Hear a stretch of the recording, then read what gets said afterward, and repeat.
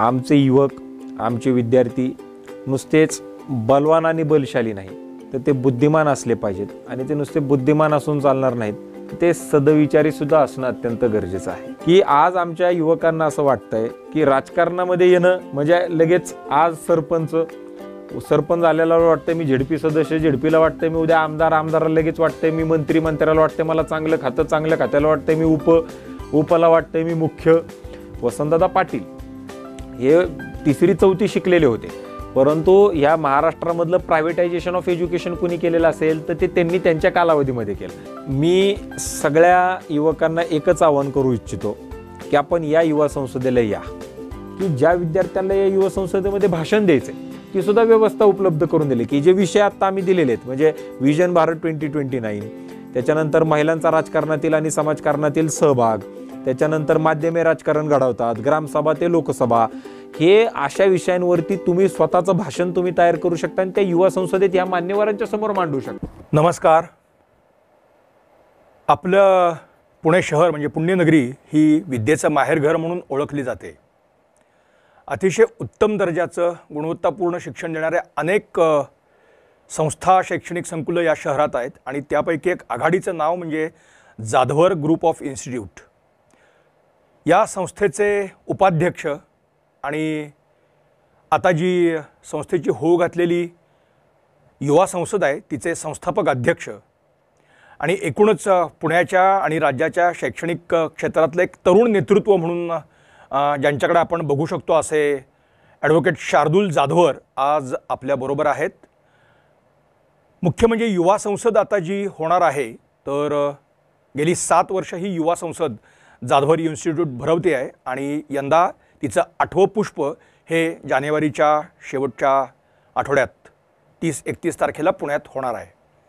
या निमित्ताने आपण ॲडव्होकेट शार्दूल यांच्याशी आज संवाद साधणार आहोत आणि एकूणच युवा संसद असंच नव्हे तर संस्था युवांकडे कशी पाहते, युवांची जडणघडण या संस्थेत कशी होते याची संपूर्ण एक प्रक्रिया या निमित्ताने आपण जाणून घेणार आहोत. म्हणून आज आपण स्वागत करूया ॲडव्होकेट शार्दूल जाधवर यांचं. नमस्कार सर. नमस्कार सर. आपलं मनापासून स्वागत आहे. जाधवर इन्स्टिट्यूट ऑफ म्हणजे आपली संस्था इथे अनेक वर्ष आपलं शैक्षणिक संकुल आता पुण्याच्या एकूणच आणि राज्याच्याही आपल्या या शैक्षणिक वर्तुळामध्ये खूप नावाजलं गेलेलं आहे. अतिशय उत्तम दर्जाचं गुणवत्तापूर्ण शिक्षण संस्थेत दिलं जातं. डॉक्टर सुधाकरराव जाधवर अर्थात त्यांची प्रेरणा आणि प्रदीर्घ अनुभव आणि आता एक या क्षेत्रातलं नवनेतृत्व म्हणून तुम्ही पुढे येत आहे. एक बेसिक भाग यातला असा आहे की युवांकडे आता तुम्हीही स्वतः खूप तरुण आहात आणि युवांकडे आजच्या तुम्ही कसं बघता आणि त्यांच्या जडणघडणींची प्रक्रिया म्हणून संस्था नेमकं काय करते हे खरं जाणून घेण्यात सर्वाधिक उत्सुकता आहे. सर्वप्रथम नमस्कार. जाधवर ग्रुप ऑफ इन्स्टिट्यूटचं जर आपण ब्रीद वाक्य पाहिलं तर ते ब्रीद वाक्य असं आहे, education for strength, intellect and wisdom. बल, बुद्धी आणि सदविचारासाठी शिक्षण. आमचे युवक, आमचे विद्यार्थी नुसतेच बलवान आणि बलशाली नाही, तर ते बुद्धिमान असले पाहिजेत. आणि ते नुसते बुद्धिमान असून चालणार नाहीत, ते सदविचारी सुद्धा असणं अत्यंत गरजेचं आहे. साने गुरुजींच्या स्वप्नातला भारत घडवण्याचं स्वप्न हे संस्थेच्या मोटोमध्ये आणि मिशनमध्ये आहे. बलसागर भारत हो, विश्वात शोभूनी राहो, हे कणकण करी बांधिले जण सेवे जीवन दिले, राष्ट्रार्थ प्राण हे उरले. आपले जे युवक आहेत, सध्या मी असा मानणारा युवक आहे की निगेटिव्हिटी फार मोठ्या प्रमाणावरती जास्त आहे. युवकांना नावं ठेवण्यासाठी अनेक मान्यवर त्या ठिकाणी पुढे येत आहेत, सांगतायत की बाबा ड्रग्सचं प्रमाण वाढत चाललेलं आहे, दारूचं म्हणजे व्यसनाचं प्रमाण फार मोठ्या प्रमाणावरती वाढत चाललेलं आहे. लोक देशाच्या इतिहासाचा विचार करत नाही आहेत किंवा थोर महात्मे जे होऊन गेलेले आहेत त्यांचा विचार करत नाही आहेत. परंतु आमच्या युवकांना त्यांच्याबद्दल माहितीच दिली गेलेली नाही आहे. त्याच्यामुळं आमची जर एज्युकेशन सिस्टम पाहिली, आमची जर एकंदरीत सिलेबस आमचे पाहिले तर याच्यामध्ये छत्रपती शिवाजी महाराजांचा अभ्यास 4थी नंतर कितीदा येतो? छत्रपती संभाजी महाराजांचा अभ्यास आहे का? बोधिसत्व महामानव डॉक्टर बाबासाहेब आंबेडकर यांचा अभ्यास आहे का? झाशीच्या राणीचा अभ्यास आहे का? स्वामी विवेकानंदांचा अभ्यास आहे का? हे कुठंही आमच्या युवकांना त्याच्यामध्ये अभ्यासासाठी सुद्धा त्या ठिकाणी नाही आहे. तर मग नेमका आदर्श कोणाचा घ्यायचा आणि आयुष्य कशा पद्धतीनं घडवायचं. त्याच्यामुळे आम्ही एकंदरीत विद्यार्थ्यांचा सर्वांगीण विकास व्हायला पाहिजे. जी सिस्टीम लॉर्ड मॅकॉलेनं 1835 साली घालून दिली आणि त्याने असं सांगितलेलं होतं की ही शिक्षण पद्धती जर 30 वर्ष या देशामध्ये जर राबवली तर या देशावरती आपण कायमस्वरूपी राज्य करू शकतो, असं जे त्यांनी 1835 साली सांगितलं ते 2020 पर्यंत जी नवीन new education policy, national education policy ज्याला म्हटलं जातं, ती येईपर्यंत तशीच आहे आणि ती सुद्धा नॅशनल एज्युकेशन पॉलिसी 2030 पर्यंत अंमलामध्ये आणायची. म्हणजे आत्तासुद्धा आपण जुनी सिस्टीमच त्याच्यामध्ये फॉलो करतोय. आणि त्याच्यामुळं एक युवकांचा सर्वांगीण विकास घडावा, चरित्रसंपन्न युवक त्या ठिकाणी घडावा, देशासाठी चांगला नागरिक, शाळे आणि कॉलेजेससाठी चांगला विद्यार्थी आणि घरामध्ये चांगला पाल्य घडवण्याचं काम हे जाधवर ग्रुप ऑफ इन्स्टिट्यूटच्या माध्यमातून अत्यंत चांगल्या पद्धतीनं आपण करतोय. आज या शिक्षण संस्थेमध्ये शिक्षण घेणारे जे विद्यार्थी आहेत, या विद्यार्थ्यांच्या सर्वांगीण विकासासाठी अत्यंत विविध दर्जाचे कार्यक्रम, शैक्षणिक, सामाजिक, आर्थिक, औद्योगिक, कला, क्रीडा, राजकीय आणि विज्ञान, प्रत्येक क्षेत्रातला कार्यक्रम त्या विद्यार्थ्यांसाठी आपण देतोय. त्याच्यासोबतच यांना 100% प्लेसमेंट कशा पद्धतीने देता येतील याचाही प्रयत्न आपण करतोय. आणि विशेष म्हणजे या शिक्षण संस्थेमध्ये गोर, गरीब, शोषित, दलित, वंचित, आदिवासी समाजातून विद्यार्थी जे येतात, जे वाड्यावस्ती तांड्यांवरचे जे विद्यार्थी आहेत, यांना सुद्धा अत्यंत चांगल्या दर्जाच्या फॅसिलिटीज देण्याचा प्रयत्न आम्ही करतोय की जेणेकरून उद्याच्याला ह्या मुलांना देशामध्ये कोणत्याही कॉलेजमध्ये जायचं असेल, बाहेरच्या देशामध्ये जायचं असेल, तर त्यांना कुठंही असं वाटायला नको की मी कुठं होतो आणि कुठं आलोय. त्याच्यामुळे ज्या फॅसिलिटीज आम्ही या विद्यार्थ्यांना दिलेल्या आहेत त्या सुद्धा अत्यंत उच्च दर्जाच्या चांगल्या प्रतीच्या आम्ही देण्याचा प्रयत्न हा अत्यंत मोठ्या प्रमाणावरती केला आहे. आत्ता तुम्ही बोलताना एक गोष्ट सांगितली, अर्थात शैक्षणिक संकुलामध्ये वेगवेगळे उपक्रम आपले सतत सुरू असतात, यात वाद नाही. मग एवढे सगळे उपक्रम प्रत्येक क्षेत्रातले आणि त्यात तुमच्या संस्थेचे सगळे घटक हे मनापासून सहभागी असतात, तरीसुद्धा युवा संसद असा एक वेगळा विषय तुम्ही या सगळ्या म्हणजे 7 वर्षांपूर्वी पुढे आणला. तर ती नेमकी संकल्पना काय होती? म्हणजे मग आपण पुढे युवा संसदेकडे आणखीच येऊ, पण ही कल्पना का सुचली किंवा याच्यामागची प्रेरणा काय होती आणि यातून तुम्हाला काय साध्य करायचं आहे? याच्यामध्ये 2 प्रेरणा आहेत.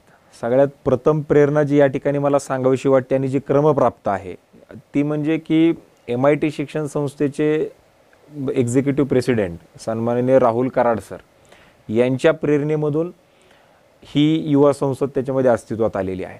भारतीय छात्र संसद MIT शिक्षण संस्थेचा कार्यक्रम याची सुरुवात 2011 साली MIT पुणेमध्ये त्या ठिकाणी चालू झाली आणि तो कार्यक्रम घेत असताना त्या कार्यक्रमाची जी काही भाषा आहे, कारण भारतीय छात्र संसद म्हटलं की तामिळनाडूचाही माणूस येतोय, तिकडनं आसामचाही येतोय, इकडनं गुजरातचा येतोय, वरून काश्मीरचाही येतोय. त्याच्यामुळे तो कार्यक्रम त्यांना हिंदीमध्ये करणं देखील पूर्णतः शक्य नाही आहे. तामिळनाडूच्या किंवा साऊथ इंडियामध्ये जास्त हिंदीचं नाही आहे, आपल्यालाही त्याच्यामध्ये माहिती आहे. त्याच्यामुळं तो कार्यक्रम 80% इंग्लिशमध्ये व्हायचा आणि 20% हिंदीमध्ये व्हायचा. आणि राहुल सरांचं मला नेहमी सांगणं असायचं की अशा पद्धतीचा कार्यक्रम तुम्ही देखील त्याच्यामध्ये चालू करा. आणि म्हणून मग मी त्यांच्याकडनं परवानगी घेतली आणि त्यांना सांगितलं की सर तुम्ही इंग्लिश आणि हिंदीमधून करताय, मी हा कार्यक्रम मराठीतून करतो, जेणेकरून जी वाड्यावस्ती तांड्यांवरची जी आमची मुलं आहेत, जी गोरगरीब, शोषित, दलित, वंचित, आदिवासी समाजामधून मुलं येतात, ज्यांच्याकडे कोणतंही बॅकिंग नाही आहे, ज्यांना मार्गदर्शन करणारी लोकांची संख्या फार मोठ्या प्रमाणावरती कमी आहे, या लोकांना आम्हाला जर पुढं आणायचं असेल तर मग आम्हाला हा कार्यक्रम मराठीतून घ्यायला पाहिजे. मग आम्ही महाराष्ट्राच्या पातळीवरतीचा कार्यक्रम घ्यायला आधी सुरुवात केली की युवा संसद ही महाराष्ट्राच्या पातळीवर असली पाहिजे. परंतु मग अजून एक आम्ही राज्य त्याच्यामध्ये ॲड केलं ते म्हणजे गोवा, कारण गोवन लँग्वेज आणि कोकणी लँग्वेज मराठी हे बऱ्यापैकी समान आहे आणि लोकांना ते सगळ्यामध्ये अत्यंत चांगल्या पद्धतीनं ते समजतं, म्हणून मग आम्ही ते त्याच्यामध्ये केलं. ही झाली पहिली प्रेरणा सन्माननीय राहुल सर यांच्याकडनं. दुसरी जी प्रेरणा आहे ती म्हणजे की मला असं वाटतं की आमचे जे युवक आहेत हे युवक आता स्वतः विचार करत नाहीत.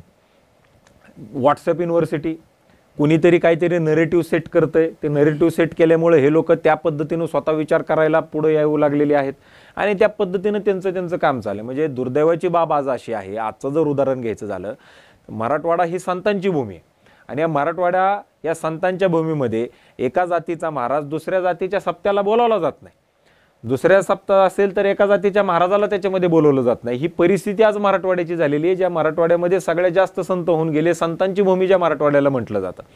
आज परिणाम असा झालेला आहे, म्हणजे मी कालही कोणाशी बोलताना असं सांगितलं की जर आपण सोशल मीडियावरती कमेंट टाकण्यासाठी जर आपण 1-1 रुपया लावला, पोस्ट करण्यासाठी जर 5 रुपये त्याचं जर त्याचं आपण भाडं आकारलं किंवा जर त्याला कॉस्टिंग जर लावली, अर्धे प्रॉब्लेम आपले महाराष्ट्रातले आणि भारतातले त्याच्यामध्ये बंद होते. त्याचं कारण असं आहे की आज कुणी काही बघत नाही आहे. मी त्या दिवशी एक उदाहरण दिलं आणि आजही मला परत या ठिकाणी उदाहरण द्यायचं आहे की माझा एक मित्राचा वाढदिवस होता आणि तो असा केक कट करत होता आणि मी त्याच्या बाजूला उभा होतो आणि त्याचं केक कटिंग चालू आणि मी ती पोस्ट केली आणि त्याच्यामध्ये खाली लिहिलं मी की बाबा मित्रा वाढदिवसाच्या तुला शुभेच्छा. लोकांनी मला शुभेच्छा दिल्या. म्हणजे लोक ते वाचत नाही आहेत, पोस्ट काय आहे, कोणाचा फोटो आहे, काय हे लोक बघत नाही आहेत. आणि हे बघत जर नसतील तर याचा अर्थ त्याच्या खाली काय लिहिलेले हे तर म्हणजे त्याच्याहूनही ते लोक वाचत नाही. म्हणजे काहीतरी येतंय ते पुढं फॉरवर्ड करायचं, त्याच्यावर कमेंट टाकायची आहे, काहीतरी त्याच्यामध्ये टाकायचं आहे. या पद्धतीनं जे काही कार्यक्रम चालू झालेला आहे याच्यामुळं सगळ्यात जास्त प्रॉब्लेम्स या महाराष्ट्रामधले आरक्षणाच्या रिलेटेडचे किंवा जे काही सगळं इम्बॅलन्स जे काही सगळं झालेलं आहे सोसायटीमधला, तो ह्या सगळ्या गोष्टींमुळं त्याच्यामध्ये तो झालेला आहे. आणि त्याच्यामुळं या युवा संसदेमध्ये आम्ही या विद्यार्थ्यांना विषय देतोय. हे विषय काय आहेत? आता ह्या वर्षीची युवा संसद आहे, याच्यातला पहिला जो विषय आहे ते आहे ग्रामसभा ते लोकसभा. ग्रामसभा ते लोकसभा म्हणजे काय की आज आमच्या युवकांना असं वाटतंय की राजकारणामध्ये येणं म्हणजे लगेच आज सरपंच आलेला वाटतंय मी झेडपी सदस्य, झेडपीला वाटतंय मी उद्या आमदाराला लगेच वाटतंय मी मंत्र्याला वाटतंय मला चांगलं खातं, चांगल्या खात्याला वाटतंय मी उपला वाटतंय मी मुख्य. या पद्धतीनं त्यांची सगळी जी काय वाटचाल चालू आहे. मग मुख्यमंत्र्याला वाटतंय मी उद्या खासदार व्हायला पाहिजे, खासदाराला वाटतंय मला उद्या चांगलं केंद्रात खातं पाहिजे, खात्यावाल्याला मी उपपंतप्रधान, मी पंतप्रधान. लोकांना राजकारण म्हणजे असं वाटू लागलेलं की फक्त पद, पुढं मागं पोलिसांच्या गाड्या आणि मग मी राजकारणात फार मोठा झालो. ही जी काय भावना लोकांच्या मनामध्ये झालेली आहे. त्याच्यामुळं आमचं असं म्हणणं आहे की जे पहिलं सेशनच आत्ता आम्ही घेतलं ते ग्रामसभा ते लोकसभा.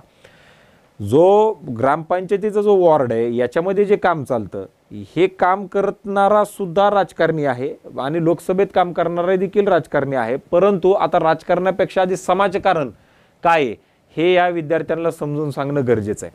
दुसरा जो विषय याच्यामध्ये आम्ही घेतलेला आहे तो म्हणजे काय की समाजकारण आणि राजकारणातील महिलांचा सहभाग. आज महिला राजकारणात आहेत का? तर आहेत. टेक्निकली त्या सगळ्या पदावरती आहेत का? तर आहेत. परंतु या महिलांना स्वतः निर्णय घ्यायचा अधिकार आहे का? हे आपण आपापल्या मनाला विचारा प्रत्येकाने. आज आरक्षण आहे, 33% आरक्षण सरकारने दिलेले 2026 पासून ते लोकसभेमध्ये देखील त्याच्यामध्ये लागू होत आहे. आमदारकीला आणि खासदारकीला सगळीकडे आता महिला 33% त्याच्यामध्ये येणार आहेत. परंतु नवऱ्याला उभा राहता येत नाही म्हणून बायका उभा राहिलेल्या आहेत. प्रत्येक बॅनरवरती आता नवऱ्याचा आणि बायकोचा फोटो आहे. ज्याला कोणाला आरक्षण पडेल तो पुढे उभा राहणार. परंतु कार्यक्रम चॉईस करण्याची पॉवर त्यांच्याकडे आहे का? धोरण ठरवण्याची ताकद त्यांच्याकडे आहे का? ते स्वतः काही निर्णय घेऊ शकतात का? तर हे कुणावरती तरी ते अवलंबून आहेत. त्याच्यामुळे असे जे काही विषय आहेत, मग व्हिजन भारत 2029, माध्यमे राजकारण घडवतात, सशक्त युवा, सशक्त राजकारण, सशक्त भारत, असे 6-7 विषय आम्ही दिलेले आहेत जेणेकरून या विषयांवरती एक विचारमंथन व्हावं आणि आम्ही जाणीवपूर्वक लेफ्ट विंग, राईट विंग आणि सेंट्रल विचार मांडणारे, त्या दोन्हीचा एक न्यूट्रल विचार मांडणारी लोक आम्ही त्याच्यामध्ये बोलवतोय, जेणेकरून उद्याच्याला या विद्यार्थ्यांना ठरवता आलं पाहिजे की काय बरोबर आहे, काय चुकीचं आहे. कुणाचं ऐकल्यानंतर सुद्धा स्वतःचा विचार त्याच्यामध्ये मांडता आले पाहिजेत. म्हणजे मला या ठिकाणी प्रकर्षाने एक गोष्ट सांगावीशी वाटते. काही यूट्यूब चॅनल, काही न्यूज चॅनल जर आपण पाहिले तर असं वाटतं की अरे एक्स पार्टी किती वाईट आहे. मग दुसरे न्यूज चॅनल पाहिले, दुसरे यूट्यूब चॅनल पाहिले की असं वाटतं की अरे वाय पार्टी किती वाईट आहे. म्हणजे इतका मोठ्या प्रमाणावरती नरेटिव्ह सेट केला जातो की आम्ही असे कार्यक्रम घेतोय, आमचेच विचार आम्हाला ठरवताना अडचण येते. आणि मग जे सामान्य विद्यार्थी आहेत, सामान्य जी लोक आहेत यांना तर काय 100% ते तर नक्कीच गोंधळलेले असणार आहेत. आणि त्याच्यामुळं ही युवा संसद कशासाठी?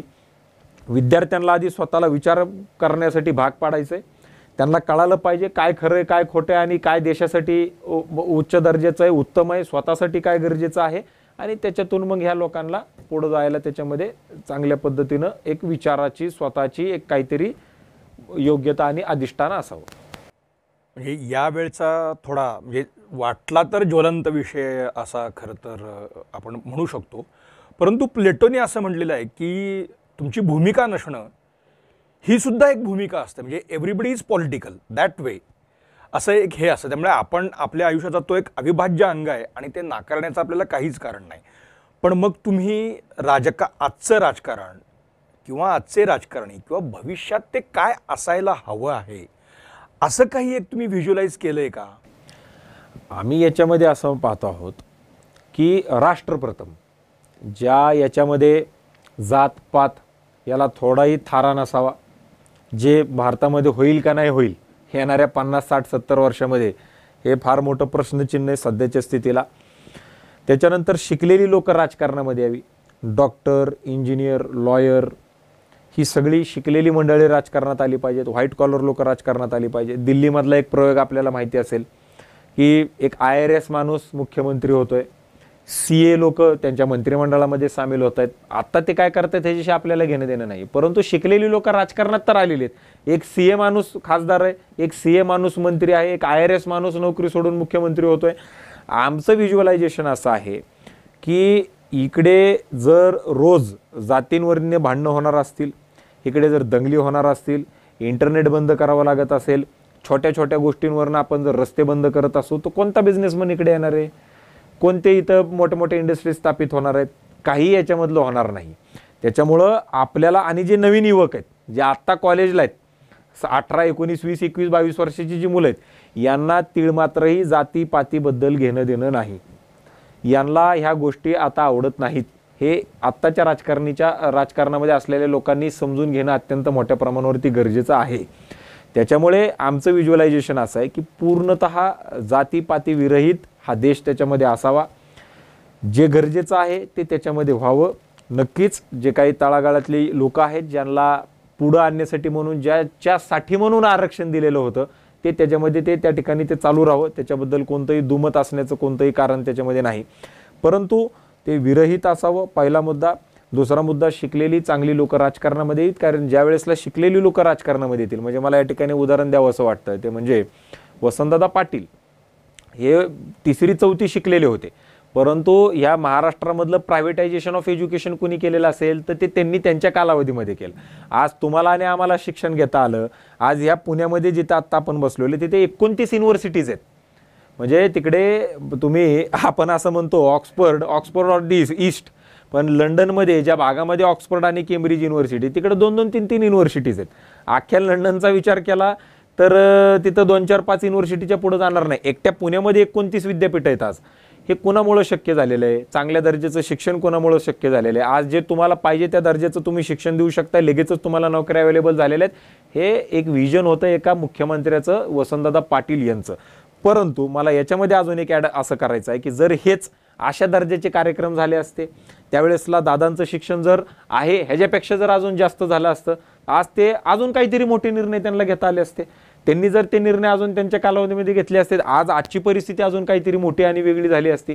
त्याच्यामुळं एक ट्रेनिंग या विद्यार्थ्यांना चांगल्या दर्जाचं जर या युवा संसदेसारख्या कार्यक्रमांमधून जर झालं, तर नक्कीच आपल्याला फार मोठ्या प्रमाणावरती बदल त्याच्यामध्ये ते दिसतील. आणि त्याच्यामुळे शिकलेली लोक राजकारणात यावी. शिकलेली लोक राजकारणात आली तर ऑटोमॅटिक आपलं जे लोकतंत्र आहे बळकट करण्यासाठी ही सगळी लोक त्याच्यामध्ये पुढाकार घेतील. आणि पुढाकार घेतल्यानंतर चांगले नवनवीन विचार जे गरजेचे आहेत, सध्याचे आहेत, ते जर त्याच्यामध्ये आले, 100% देश जे गरजू झाल्याशिवाय असं राहणार नाही. आत्ता बोलताना तुम्ही एक परत या वर्षीच्या याच्यामध्ये सशक्त भारत असा एक तुम्ही उल्लेख आहे. म्हणजे तुमचा या वेळचा जो काही हे असेल युवा संसदेचा कार्यक्रम, त्यात सशक्त भारत हाही एक भाग आहे. तर या सशक्त भारताचं चित्र तुम्ही कसं पाहता किंवा त्यातनं काय पुढे यायला हवंय असं तुम्हाला? सशक्त भारताच्या म्हणजे सशक्त युवा, सशक्त राजकारण आणि सशक्त भारत ही जी काय आमची युवा संसदेची थीम आहे, याच्यामध्ये एक सिंपल विचार आमचा असा आहे की युवा जर सशक्त झाला, तो राजकारणात आला तर राजकारण सशक्त होईल. राजकारण सशक्त झालं तर देश सशक्त होईल. आता देश सशक्त म्हणजे काय, तर तो सर्वांगी सशक्त होणं गरजेचं आहे. आज या युवा संसदेमध्ये प्रत्येक क्षेत्रातला माणूस येऊन त्यांचे विचार त्याच्यामध्ये मांडणार आहे. तर इथं उद्या युवा संसदेत येणारा प्रत्येक माणूसच काय ॲक्टिव्ह पॉलिटिक्समध्ये येणार नाही.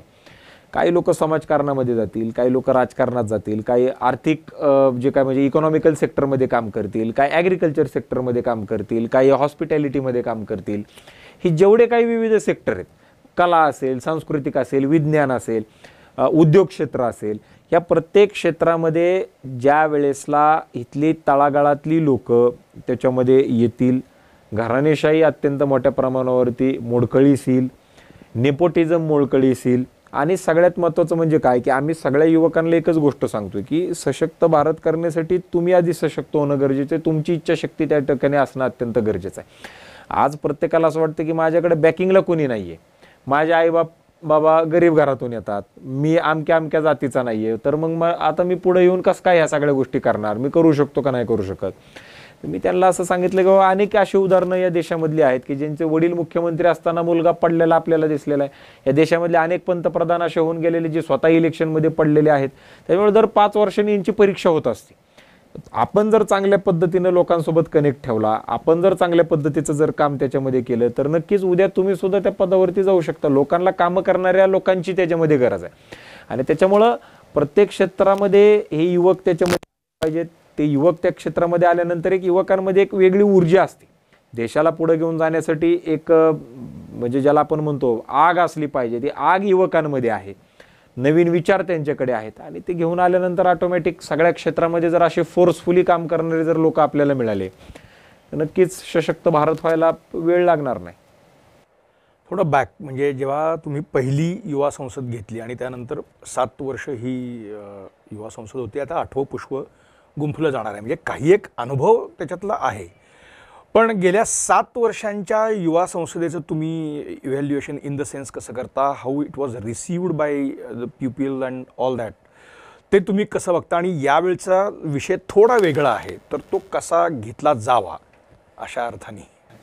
सगळ्यात प्रथम म्हणजे युवा संसद म्हणलं की मला सगळे लोक विचारतात की हे कोणत्या पॉलिटिकल प्लॅटफॉर्म आहे, ही युवा संसद कोणत्या पॉलिटिकल पार्टीला ॲफिलिएटेड किंवा हा कोणत्या पॉलिटिकल पार्टीचा प्लॅटफॉर्म आहे.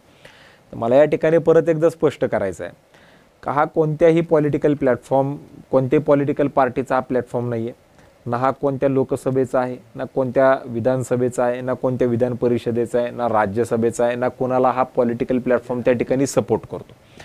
हा पॉलिटिकल प्लॅटफॉर्म नसून हा विद्यार्थ्यांना स्ट्रेंथनिंग करणारा प्लॅटफॉर्म आहे. ही युवा संसद घेत असताना मागच्या 7 वर्षांमध्ये मला एक चांगला अनुभव आलेला आहे. तो म्हणजे की युवकांना ट्रेनिंग दिल्यानंतर, म्हणजे आता ट्रेनिंग फार गरजेची. वेस्टर्न कंट्रीजचा ज्या वेळेसला आपण विचार करतो, आपण त्यांचं फक्त मॉडर्न आयुष्य घेण्याचा प्रयत्न करतोय, कपडे, खाणं, राहणं हे त्यांच्याकडनं घेतोय, परंतु एक गोष्ट त्यांच्याकडे ते म्हणजे ट्रेनिंग. ती ट्रेनिंग आपल्याला घ्यायची नाही. आता अमेरिका असेल, इंग्लंड असेल, ऑस्ट्रेलिया असेल, हे आता ट्रेनिंगच्या फार पुढे गेलेली लोक आहेत, परंतु आता आपल्याकडे ट्रेनिंग घेणं फार मोठ्या प्रमाणावरती गरजेचं आहे.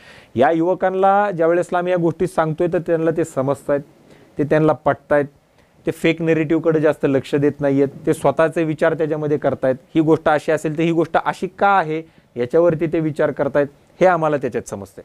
आता या युवा संसदेनं 2 इलेक्शन पाहिलेत. 2016ला ही युवा संसद चालू झाली, म्हणजे त्यांनी 2019चं एक इलेक्शन पाहिलंय, 2024चं एक इलेक्शन पाहिलेलं आहे. आता जे विद्यार्थी या युवा संसदेच्या सभागृहामध्ये बसतायत हे वय वर्ष 16, 17, 18, 19, 20, 21, 22, 23, 24 इथपर्यंतची आहेत. युवा संसदेची जर महती आपल्याला लक्षामध्ये घ्यायची असेल तर नंदुरबार सारख्या ठिकाणी एक MBA झालेली मुलगी, ज्या मुलीनं या युवा संसदेला अटेंड केल्यानंतर तिला असं वाटलं की मी देखील याच्यामध्ये काही ना काही करू शकते. आदिवासी समाजाची मुलगी MBA झालेली नंदुरबार सारख्या ठिकाणी जाते आणि तिकडे झेडपीचं इलेक्शन लढते आणि ती निवडून येते आणि कामही करते. आता आपल्याकडे इलेक्शन झालेले नाहीये तेवढे दिवस, त्यामुळे दुसरी टर्म तिचं येण्याचं कोणतं कारण नाही का. आता ती ज्या वेळेसला येईल त्यावेळेसला तिला त्याच्या कामाची पोचपावती मिळेल, तिने चांगलं काम केलेलं असेल तर. परंतु या युवा संसदेमध्ये किती मुलं ॲक्टिव्ह पॉलिटिक्समध्ये येत आहेत हे जर आपल्याला पाहायचं असेल तर येणारे 5-10 वर्षामध्ये ज्या वेळेसला हे मुलं इलिजिबल होतील, वय वर्ष यांचं 25च्या पुढं जाईल, ऑटोमॅटिकली इलिजिबल झाल्यानंतर ही युवा संसदेनं काय करून ठेवलेलं आहे, किती चांगले युवक राजकारणामध्ये आणण्यासाठीचा म्हणजे आपण प्रेरणा दिलेली आहे, हे देखील आपल्याला त्याच्यामध्ये त्या ठिकाणी समजेल. आणि जी तुम्ही मला विचारलं की बाबा या युवा संसदेमध्ये तुम्हाला काय बदल, म्हणजे ह्या वर्षीची युवा संसद वेगळी काय, तर ही युवा संसद वेगळी याच्याकरिता आहे की आम्ही आता असं ठरवलेलं आहे की दरवर्षी ज्यांच्या अवतीभोवती सध्याचं राजकारण आणि समाजकारण फिरतं यांच्यासाठी आम्ही संसद कट्टा हा एक कार्यक्रम आम्ही त्याच्यामध्ये चालू केलेला आहे. ते म्हणजे काय की आता यावर्षी आरक्षणाचा मुद्दा फार गाजतोय 2024-25. आम्ही जे सगळ्यात जास्त आरक्षणावरती बोलतायत, बाईट देत आहेत किंवा असे काही जी बोलणारी लोक आहेत यांना यावर्षी आम्ही संसद कट्ट्यामध्ये बोलवलेलं आहे.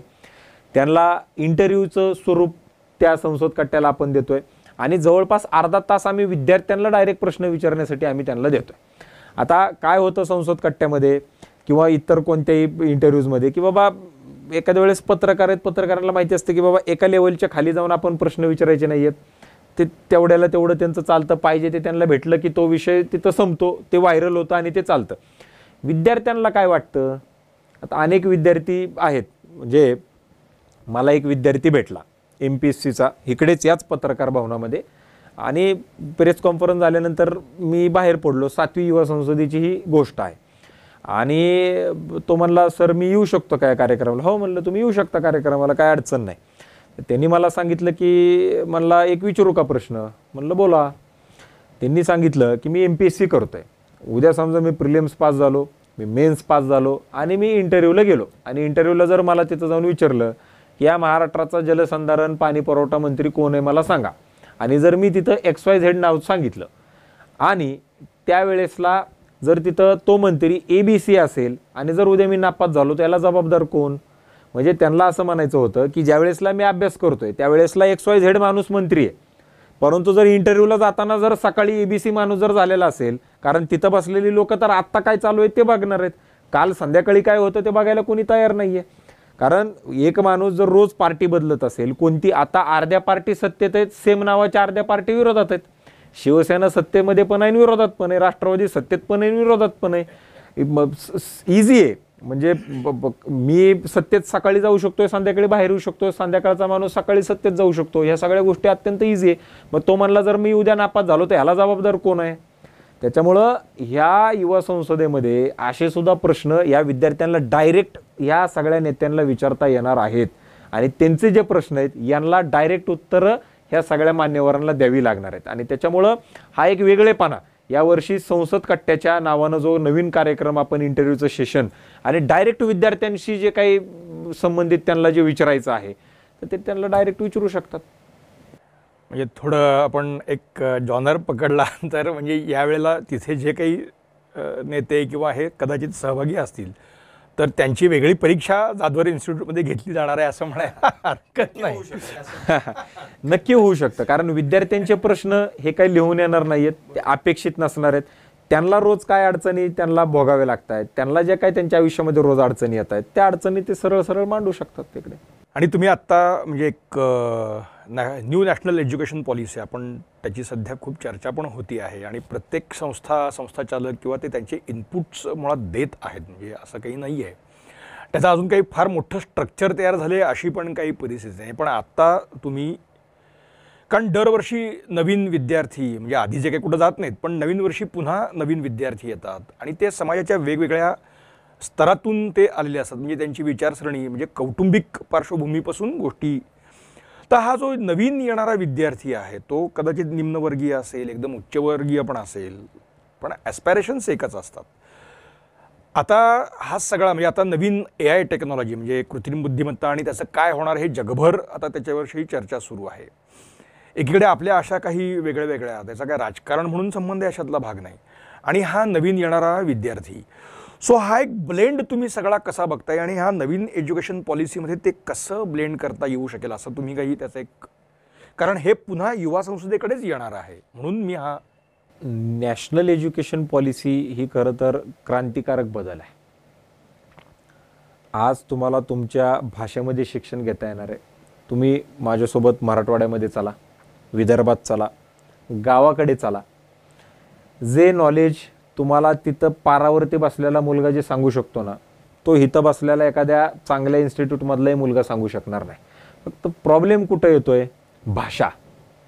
आमची मुलं जी वकील झालेली आहेत यांना मी स्वतः वकील आहे म्हणून तुम्हाला सांगतो, त्यांना जर एखादी केस सांगितली, त्याचे फॅक्ट सांगितले, त्यांना जर हे कसं लढवायचं सांगितलं आणि तो जर फक्त मराठीमध्ये त्याला लढायला चान्स मिळाला ना हायकोर्टामध्ये, हे जेवढी काही तुम्ही नावं घेता ना 5-5 लाख रुपये तासाला पर हिअरिंगला, काय ही मुलं त्यांना उभं खाली बसवतील एवढं त्यांच्याकडे नॉलेज आणि त्या पद्धतीची त्यांच्याकडे प्रभुत्व आहे. फक्त इंग्लिश भाषा त्यांच्याकडे प्रभुत्व नाही आहे. तो एक त्याच्यातला त्यांच्यामधला तो डिफेक्ट आहे. परंतु त्यांच्या नॉलेजला तुम्ही कुणीही इथला माणूस बीट करू शकत नाही, एवढं त्यांच्याकडं नॉलेज आणि त्या पद्धतीनं त्यांचे विचाराची ती जी काही म्हणजे घौडदौड आहे ती तेवढ्या प्रमाणामध्ये त्याच्यात ती झालेली. सगळ्यात पहिली जर आवडलेली कोणती गोष्ट असेल ना तर ती म्हणजे तुमच्या भाषेमध्ये शिक्षण. आमचं दुर्दैव काय आहे, आमची भाषा मराठी अभिजात भाषा झाली, हिंदी आमची राष्ट्रभाषा आहे, परंतु आम्हाला कोर्टामध्ये लढता येतं का? आमच्या भाषेमध्ये नाही लढता येत. जो रस्त्यावरती एखादा भिकारी असेल, उद्या त्याच्यावरती काय अन्याय झाला, त्याला त्याच्या भाषेमध्ये हायकोर्टात जाता येऊन बोलता येईल का? तो नाही बोलू शकत, कारण ते नाहीच आहे त्याच्यामध्ये. इंग्लिश भाषेमध्येच तिथं सगळ्या गोष्टी चालतात हायकोर्टामध्ये आणि सुप्रीम कोर्टामध्ये. हे आमच्या देशाचं पहिलं दुर्दैव आहे. परंतु आशेचा किरण कुठं दिसतोय? ह्या न्यू एज्युकेशन पॉलिसीमध्ये दिसतोय की आपल्या भाषेमध्ये त्यांना ते सगळ्या गोष्टी त्याच्यामध्ये घेता येणार आहे. आता ज्या वेळेसला स्वतःच्या भाषेमध्ये शिक्षण घेता येणार आहे त्यावेळेसला AI असू द्या, IT असू द्या, कॉम्प्युटर असू द्या, नवीन जे काही इंजिनिअरिंगमध्ये आता जसं पेट्रोकेमिकल इंजिनिअरिंग एक वेगळं एक चालू झालेलं आहे, बरोबर आहे. स्पेस सायन्स याला आता फार मोठ्या प्रमाणावरती महत्त्व आलेलं आहे. याच्यामध्ये हे छोट्या गावांमधले सुद्धा मुलं आता त्याच्यामध्ये येऊ शकतात आणि त्यांचे विचार अत्यंत चांगल्या पद्धतीने मांडू शकतात, रिसर्च करू शकतात. अनुसंधानासाठी फार मोठ्या प्रमाणावरती पैसे त्याच्यामध्ये आता मिळतात. या सगळ्या गोष्टी त्याच्यामध्ये होऊ शकतात. आता ह्या एज्युकेशनमध्ये आम्हाला काय वाटतं याच्यामध्ये यायला पाहिजे, तर ते म्हणजे आमचे आता सिलेबस चेंज होणं अत्यंत गरजेचं आहे. आता या न्यू एज्युकेशन पॉलिसीमध्ये ह्या सगळ्या गोष्टींचा विचार झालेला आहे की बाबा तुमच्या भाषेतून शिक्षण घ्या, मग FYला सोडलं तर काय मिळणार, SYला सोडलं कॉलेज तर काय मिळणार, TYला सोडलं तर काय मिळणार. परंतु आता जे जग स्पेस सायन्सकडं AI चाललेलं आहे, आता ते आमच्या सिलेबसमध्ये येणं आवश्यक आहे. जोपर्यंत हे बदल सिलेबसमध्ये येत नाहीत, कारण आपले सिलेबसचा काहीच फायदा बाहेर जाऊन होत नाही. म्हणजे आज जर आपण FY SY TY जर BCom केलं, त्याच्यानंतर जर मी CAला गेलो, CAला गेल्यानंतर तिथलं शिक्षण घेतल्यानंतर सुद्धा मला कोणाच्या तरी हाताखाली त्याच्यामध्ये काम करावं लागतं, इंटर्नशिप करावं लागते, तर मी ते करतो. आता बरं माझं वय आधी शिक्षण घ्यायचं, मग ते CA पास व्हायचं, त्याच्यात जर 1-2-3 बॅक बसले तर तेवढे वर्ष माझे जाणार. मग परत मी इंटर्नशिप करायची, मग इंटर्नशिप केल्यानंतर मी माझी प्रॅक्टिस स्वतःची डेव्हलप करायची. मग माझ्याकडं माझं वय बघून ते लोक माझ्याकडे येणार, किती वर्षाचा अनुभव बघून माझ्याकडे येणार. मग तोपर्यंत माझं घर दार, आई वडील, त्यांचं औषध पाणी खर्च, ह्या गोष्टी चालवायच्या कशा?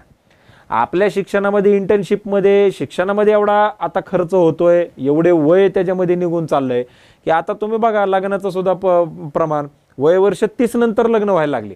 आता जर 30 नंतर लग्न होत आहेत, मग उद्या परत तिथं मुलं व्हायला प्रॉब्लेम व्हायला लागली. लोकांना वेळेमध्ये मुलं होत नाहीयेत, तिकडे डिवोर्स व्हायला लागले, एकीकडे तो प्रॉब्लेम वेगळा आहे. म्हणजे कुठंतरी एकावर एक ते अवलंबून आहे. आणि त्याच्यामुळं आपल्याकडे आता हे भाषेमध्ये आपले शिक्षण होत असताना त्याच्यावरतीच त्या भाषेंचं जास्त मोठ्या प्रमाणावरती मला असं वाटतं की त्याचा वापर ह्या डेली यूजमध्ये लँग्वेजमध्ये त्या ठिकाणी होणं गरजेचं आहे.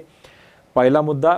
दुसरा मुद्दा त्याच्यामध्ये असा आहे की हे सिलेबस आता चेंज होणं गरजेचं आहे, कारण हे सिलेबस फार आता जुने पुराणे, म्हणजे असं कधी कधी वाटतं की आपले सिलेबस पुरातत्व खात्याकडे आहेत का काय.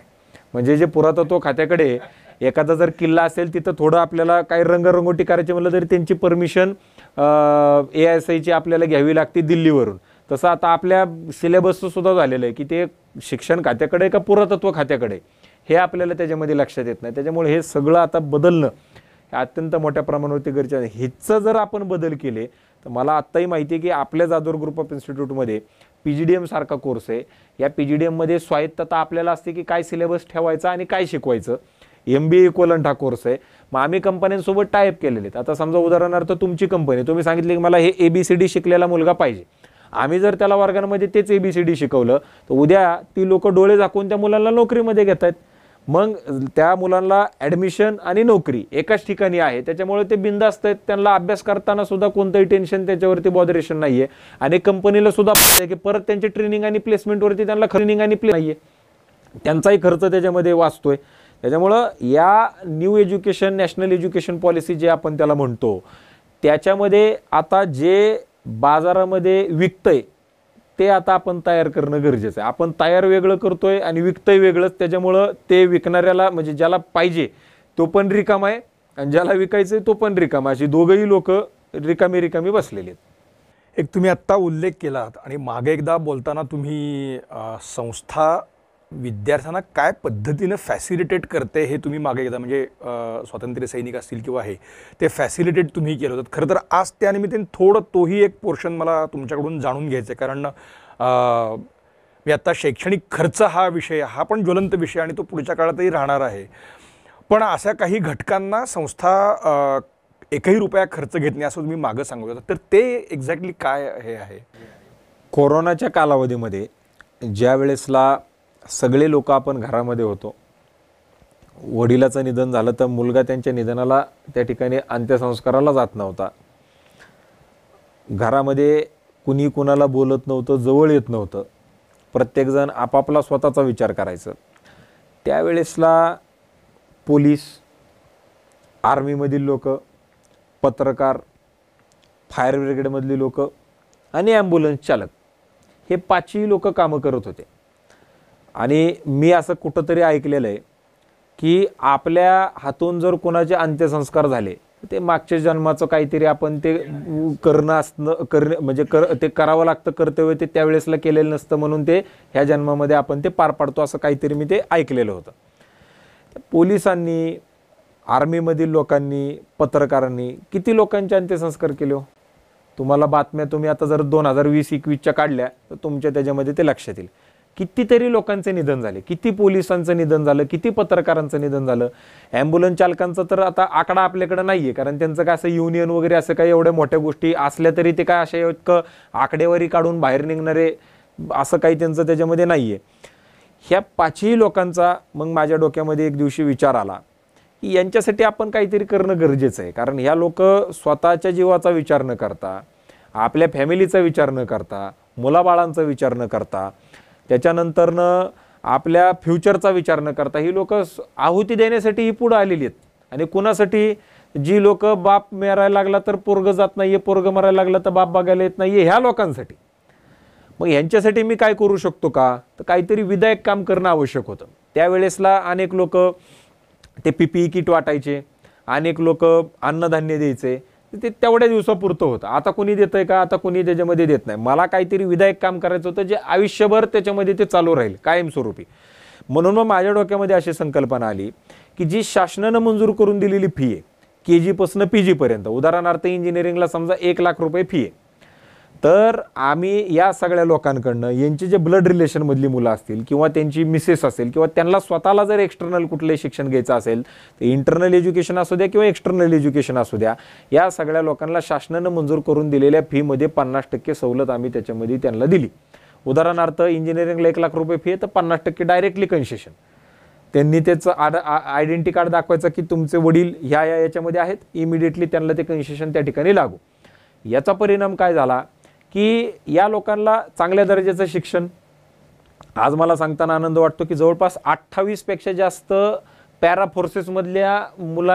पॅराफोर्सेस कमांडोच्या मुलं ही CBSE शाळेमध्ये शिक्षण घेत आहेत. जवळपास 14 ते 15 ॲम्ब्युलन्स चालकांची मुलं हे CBSE शाळेमध्ये शिक्षण घेत आहेत. जवळपास 100 पेक्षा अधिक पत्रकारांची मुलं हे CBSE शाळेमध्ये शिक्षण घेत आहेत. ज्या लोकांना ह्या गोष्टी CBSE शाळांची फीज, CBSE शाळेचा सगळा तामझाम हा त्यांच्या पगाराला किंवा बाकीच्या गोष्टीला परवडला नसता, आज त्यांना ते मिळतंय. आज आमचंही काहीतरी काम, आम्ही काहीतरी कर्तव्य करणं लागतो, तेही आमचं होतंय. मुलांना चांगल्या दर्जाचं शिक्षण मिळतंय आणि त्यांच्या आईबापाला एक समाधान आहे की ज्या क्षेत्रामध्ये आम्ही स्वतः आयुष्य देण्यासाठी म्हणून आलेलो आहोत, आज त्यांना कुठेही रिग्रेट असा वाटत नाही आहे. पोलिसांना, आर्मीमध्ये काम करत असलेल्या जवानांना, पत्रकारांना, ॲम्ब्युलन्स चालकांना किंवा यांना आपल्या फायर ब्रिगेडमधल्या लोकांना की मी काहीतरी चुकीचा निर्णय घेतला. आज ते खुश आहेत सगळी लोक की माझ्या मुलाला अत्यंत चांगल्या शाळेमध्ये आणि चांगल्या दर्जाचं शिक्षण त्या ठिकाणी मिळतं आहे. आपण आपल्या मुलाखतीच्या खरं थोडं शेवटाकडे, परंतु युवा संसद आत्ता 30-31ला आहे. थोडा वाटला तर हिट अँड हॉट असा विषय तुम्ही खरं तर, हे धाडसच आहे खरं तर असा विषय एखाद्या शैक्षणिक संस्थेने इतक्या बोल्डली घेणं. पण या निमित्ताने तुम्ही आपल्या प्रेक्षकांना किंवा पुणेकरांना किंवा विद्यार्थ्यांना तुम्ही काय आवाहन किंवा सांगू इच्छिता? मी सगळ्या युवकांना एकच आवाहन करू इच्छितो की आपण या युवा संसदेला या. आपल्याला जर देश एकसंघ पाहिजे असेल, युवा संसदेला येणं आवश्यक आहे. आपल्याला चांगल्या सुविधा पाहिजे असतील, या युवा संसदेला येणं आवश्यक आहे. आपल्याला चांगल्या नोकऱ्या पाहिजे असतील, या युवा संसदेला येणं आवश्यक आहे. आपल्याला जातीपातीच्या विरहित देश पाहिजे असेल, या युवा संसदेला येणं आवश्यक आहे. आपल्याला या देशाची जर परत फाळणी ही जर जातीवरनं आपल्याला नको असेल, या युवा संसदेला येणं आवश्यक आहे. कारण जर आपण या युवा संसदेला आलात तर आपल्याला काहीतरी प्रेरणा मिळेल आणि ही प्रेरणा मिळाल्यानंतर उद्याचे राज्यकर्ते तुम्ही घडवू शकता. आणि जर तुम्हाला घडायचं असेल तर या युवा संसदेशिवाय दुसरा चांगला पर्याय आपल्याकडे त्या ठिकाणी असू शकत नाही. आज ही युवा संसद घेत असताना मला सांगताना आनंद वाटतो की जे विद्यार्थी पुण्याच्या बाहेरून येणार आहेत, या सगळ्या विद्यार्थ्यांना राहण्याची आणि खाण्याची मोफत व्यवस्था ही शिक्षण संस्थेच्या वतीनं करण्यात आलेली आहे. आपल्याला फक्त येण्या जाण्याचा खर्च त्या ठिकाणी करायचा आहे. आज आपण या युवा संसदेला आल्यानंतर जे मान्यवर आपण टी व्हीमध्ये पाहता, ज्या मान्यवरांना आपल्याला भेटल्यानंतर मोठ्या प्रमाणावरती प्रश्न उत्तरं करता येणार नाहीत किंवा आपण प्रश्न विचारल्यानंतर तुम्हाला त्या पद्धतीचे उत्तर तुम्हाला लगेच भेटू शकत नाहीत, असे चांगले चांगले मान्यवर आम्ही तुमच्या सगळ्यांच्या साठी म्हणून या युवा संसदेमध्ये आमंत्रित केलेले आहेत. आल्यानंतर आपण त्यांना आपले प्रश्न विचारू शकता. आपल्याला सुद्धा त्या ठिकाणी जवळपास प्रत्येक विद्यार्थ्याला मला सांगताना या ठिकाणी म्हणजे प्रकर्षानं सांगायचं आहे की ज्या विद्यार्थ्यांना या युवा संसदेमध्ये भाषण द्यायचं आहे ती सुद्धा व्यवस्था उपलब्ध करून दिली की जे विषय आत्ता आम्ही दिलेले आहेत, म्हणजे विजन भारत 2029, त्याच्यानंतर महिलांचा राजकारणातील आणि समाजकारणातील सहभाग, त्याच्यानंतर माध्यमे राजकारण घडवतात, ग्रामसभा ते लोकसभा, हे अशा विषयांवरती तुम्ही स्वतःचं भाषण तुम्ही तयार करू शकता आणि त्या युवा संसदेत या मान्यवरांच्या समोर मांडू शकता, जेणेकरून तुमचे जे विचार आहेत हे विचार सगळ्या लोकांना कळतील. आणि युवा संसद झाल्यानंतर काय 2 दिवसामध्ये झालं याचा संपूर्ण एक सार तयार केला जातो, समरी तयार केली जाते आणि ते पंतप्रधानांपासून ते सगळ्या राज्यांच्या मुख्यमंत्र्यांपर्यंत, मिनिस्ट्री ऑफ एज्युकेशनच्या त्या मंत्र्यांपर्यंत, त्याच्यानंतर सगळ्या गव्हर्नर्सपर्यंत आणि सगळ्या यूथ अफेअर्स मिनिस्टर्सपर्यंत ह्या सगळ्या गोष्टी पाठवल्या जातात आणि सांगितलं जातं की बाबा इथं जे काय 2-3 हजार मुलं गोळा झालेली होती त्यांचं हे मत आहे आणि त्यांनी या रिझोल्युशन्स केलेले आहेत, हे त्यांनी ठरवलेलं आहे, याच्यानुसार तुम्ही पुढं कार्य करावं अशी आमची विनंती आहे. या पद्धतीनं त्या सगळ्या गोष्टी बनवल्या जातात. त्याच्यामुळं या ठिकाणी जे तुम्ही बोललं जाणार आहेत याचं एक रेकॉर्ड हे देशाच्या पंतप्रधानांपर्यंत जातं आणि संविधानिक पदांवरती काम करत असलेल्या सगळ्या लोकांपर्यंत जातं. आणि त्याच्यामुळं तुम्ही तुमचे विचार हे जर आपल्याला घडवायचे असतील, आपल्याला स्वतःला एक स्वतःचं काहीतरी अधिष्ठान निर्माण करायचं असेल तर युवा संसदेसारख्या प्लॅटफॉर्मच्या माध्यमातून तुम्ही स्वतःचं आयुष्य अत्यंत चांगल्या पद्धतीनं त्याच्यामध्ये घडवू शकता. मित्रांनो, मी सुरुवातच केली होती की आपल्या राज्याच्या एकूण शैक्षणिक काय होरायझनवरचं एक नवं तरुण नेतृत्व ते आपण आत्ता सगळं अनुभवलेलं आहे. राजकारणाच्या पलीकडे राहून राजकारणाचा किती छान विचार हे सगळे मंडळी करतायत तेही या निमित्ताने आपल्याला दिसलेलं आहे. जसं शार्दूलजी म्हणाले तसं आमच्या शुभेच्छा त्यांना या कार्यक्रमासाठी आहेतच. आणि जो विचार घेऊन हा युवा संसद ते आत्ता करतायत तर तो विचार समाजामध्ये मोठ्या प्रमाणावरती रुजावा. धन्यवाद.